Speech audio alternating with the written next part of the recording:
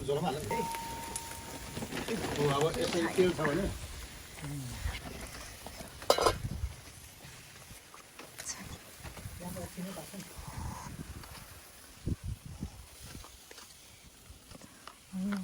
खानालाई रेडी हुने चाहिँ फेरि भाउजू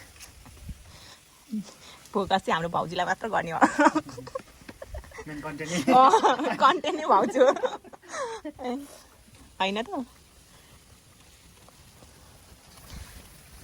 फेरि यहाँ आलु पाक्ला त छैन है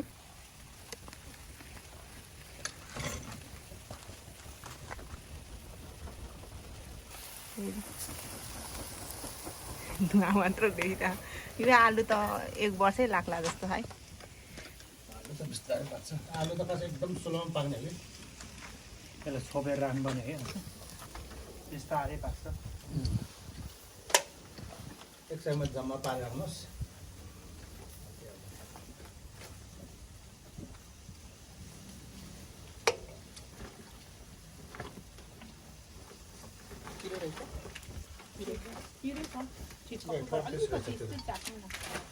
कोक त हालेको छ मलाई यो टर्किस हो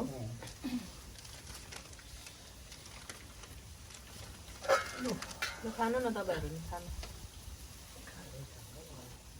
अब त्यसपछि सबै पाक्ला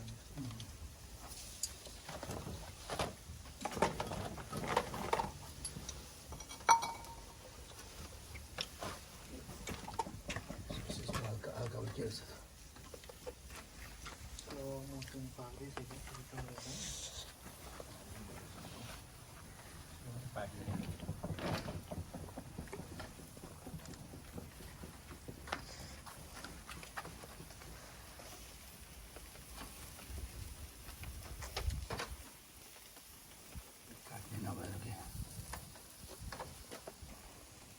फुटको मामा जानु लागिसक्नु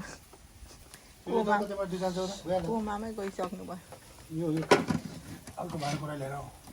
ल ल